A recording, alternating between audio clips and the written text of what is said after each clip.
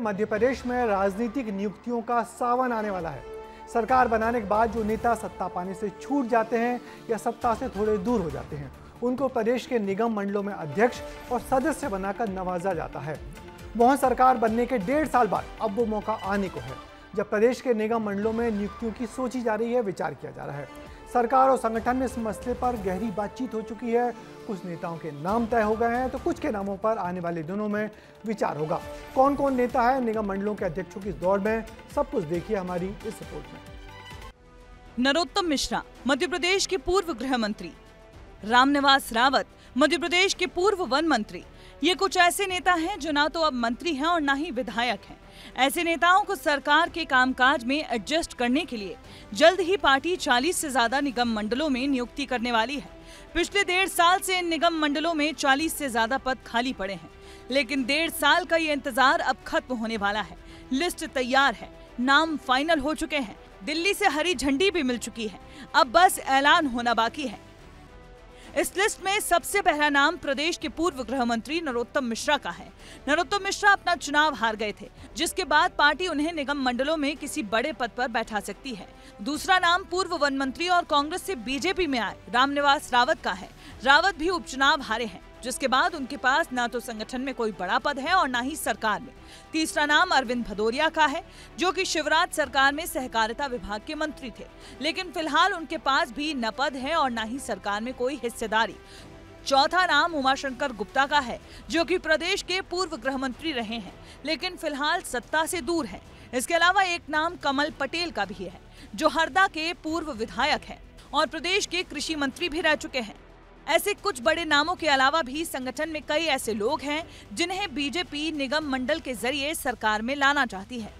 मध्य प्रदेश में अलग अलग मंडल और निगम बनाए गए हैं, जैसे मध्य प्रदेश राज्य औद्योगिक विकास निगम, जिसका काम औद्योगिक विकास और निवेश को बढ़ावा देना है। आवासीय योजना और बुनियादी ढांचे के विकास के लिए मध्य प्रदेश हाउसिंग बोर्ड बना है। पर्यटन को बढ़ावा देने के लिए मध्य प्रदेश राज्य पर्यटन विकास निगम बनाया गया है। बिजली उत्पादन और वितरण के लिए Madhya Pradesh power generation company limited board है। राज्य में सार्वजनिक परिवहन सेवाओं के लिए मध्य प्रदेश सड़क परिवहन निगम बना है। भंडारण और लॉजिस्टिक सेवाओं के लिए Madhya Pradesh warehousing and logistic corporation काम करता है। और ऐसे ही 40 से ज्यादा निगम मंडलों में सरकार को राजनीतिक नियुक्तियां करनी है। ये सभी निगम मंडल और बोर्ड राज्य सरकार की संस्थाएं हैं। ये सभी आयोग और बोर्ड सरकार के अधीन होते हैं।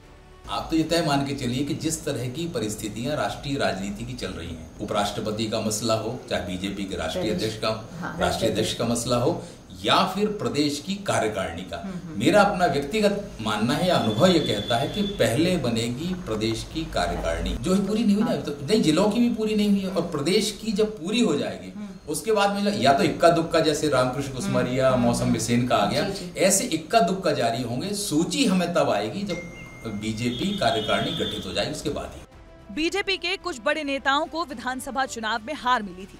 ऐसे नेताओं को पार्टी नई जिम्मेदारी देकर सरकार के कामकाज में शामिल करना चाहती है, जिससे नेता भी सक्रिय रहें और पद भी मिल जाए। ब्यूरो रिपोर्ट, विस्तार न्यूज। तो आज हमारे साथ जुड़े हुए हैं स्टूडियो में राजेश बादल जी, जिनसे इस पूरे मामले में बात करते हैं। राजेश जी, आपने अपने लंबे करियर में बहुत सारी राजनीतिक नियुक्तियां देखी होंगी। क्या महत्व रहता है इन राजनीतिक नियुक्तियों का और क्या कुछ पैमाना होता है इन पदों पर नेताओं को बैठाने का? देखिए, अब ये दौर जो चल रहा है ना, अब ये पुराने समय के समर्पित, संकल्पित और निष्ठावान कार्यकर्ताओं का नहीं रहा।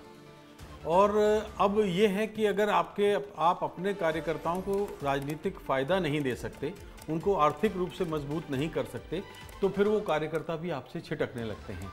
मध्य प्रदेश में जो नियुक्तियां हैं उसके पीछे 2 कारण मैं देखता हूं। पहला कारण तो एक संयोग ही है कि हम लगातार ओबीसी की बात कर रहे हैं।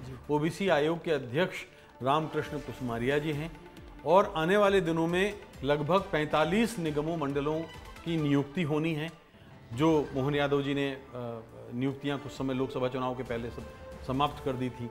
अब जो नियुक्तियां होने वाली हैं उसमें मैं कह सकता हूं कि भारतीय जनता पार्टी के नए अध्यक्ष हेमंत खंडेलवाल का हाथ जरूर होगा, क्योंकि संघ और पार्टी दोनों मिलकर ये देखेंगे कि इसमें ओबीसी की उपेक्षा ना हो, क्योंकि 48% ओबीसी मतदाता हैं, लेकिन ओबीसी में अगर 2-3% भी गिरावट आती है तो वो कुल मतों में, क्योंकि भारतीय जनता पार्टी और कांग्रेस के बीच में बहुत ज़्यादा फर्क नहीं है। बिल्कुल, जैसे कि आपने बताया कि रामकृष्ण कुसमरिया को 2-3 दिन पहले ही एक पिछड़ा वर्ग आयोग का अध्यक्ष बनाया है, क्योंकि अचानक माहौल गर्म हो गया था कि पिछड़ा वर्ग की बात बीजेपी कर रही है, मगर पिछड़ा वर्ग आयोग का पद खाली पड़ा हुआ है। और सुप्रीम कोर्ट में अभी हाई कोर्ट में जो लड़ाई चल रही है पिछड़ा वर्ग के आरक्षण को लेकर, उसमें आयोग की तरफ से कुछ जवाब देना था, तो जल्दबाजी में कुसमारिया जी को बनाया गया।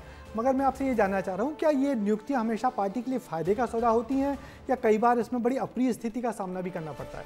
देखिए, ये एक दोधारी तलवार है। फ़ायदा हो सकता है, लेकिन फ़ायदे से ज़्यादा खतरा ज़्यादा होता है, क्योंकि आप जिन कार्यकर्ताओं को नियुक्त करते हैं, देखिए क्योंकि पद तो एक ही है और उस पद के लिए दावेदार पार्टी के भीतर कई होते हैं। और भारतीय जनता पार्टी में जिस तरह जो अंदर कई इस समय समूह हैं, उन समूहों के लोग नाराज़ हो सकते हैं। हो सकता है कि सबको संतुष्ट करने वाला कोई पदाधिकारी इन निगमों मंडलों में नहीं आता है, तो फिर पार्टी के लिए एक चुनौती बढ़ जाएगी। हेमंत खंडेलवाल के लिए भी चुनौती बढ़ जाएगी कि वो कैसे उन लोगों को साध के रखते हैं। मगर क्या लगता है आपको कि ये राजनीतिक नियुक्तियाँ खुश करने के लिए की जाती है, मगर जो मुख्यमंत्री वो मानता है कि ये बहुत बड़े खर्चे का घर भी होती है, इसलिए अवॉइड करते हैं लंबे समय तक ये नियुक्तियां ना हो और मुख्यमंत्री की जेब भरी रहे लोगों को कुछ ना कुछ देने के लिए? देखिए, इस स्थिति की शुरुआत हो गई थी दिग्विजय सिंह के ज़माने से, और दिग्विजय सिंह के ज़माने में खर्चा इतना बढ़ गया था, तो इसलिए अगर आप देखें तो उस समय पर इन लोगों को साधने का काम, भले ही वो राजनीतिक रूप से बहुत दोनों में आपस में नहीं बनती थी, सुभाष यादव को उन्होंने इसकी जिम्मेदारी सौंपी थी और सुभाष यादव ने ओबीसी के तमाम नेताओं को निगम मंडलों के पद खाली रहते हुए भी साध के रखा था। अब ऐसा काम भारतीय जनता पार्टी में कौन करता है, ये देखने वाली बात होगी, क्योंकि ये बहुत बड़ा मामला है। आपको याद होगा कि जब मोतीलाल वोरा जी को मध्य प्रदेश का मुख्यमंत्री बनाया गया था, तो विधायक के साथ साथ वो उन दिनों मध्य प्रदेश राज्य परिवहन निगम के अध्यक्ष हुआ करते थे।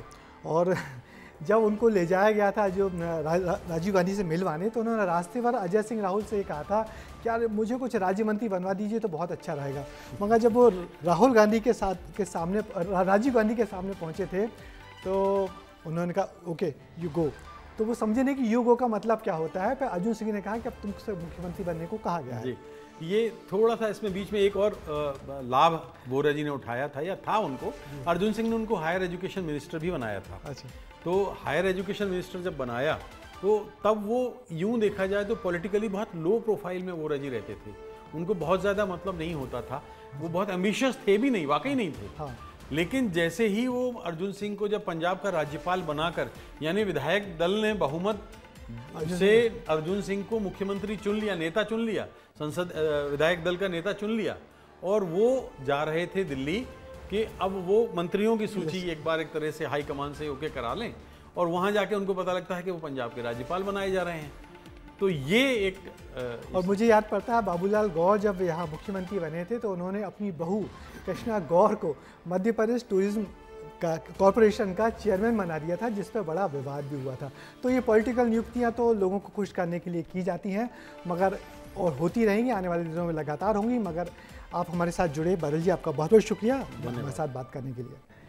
और इस मसले पर पॉलिटिकल राउंड अप का एक्सपर्ट कमेंट ये है कि निगम मंडलों में बड़े पदों पर राजनीतिक नियुक्तियां करना सत्ता में आई पार्टी की मजबूरी होती है। पार्टी के सभी बड़े नेता सत्ता की चाशनी के आसपास रहकर खुश रहें और सरकार को मजबूती से चलने दें, ये मकसद होता है। मगर ये नियुक्तियां सरकारी खर्चे का घर भी होती हैं।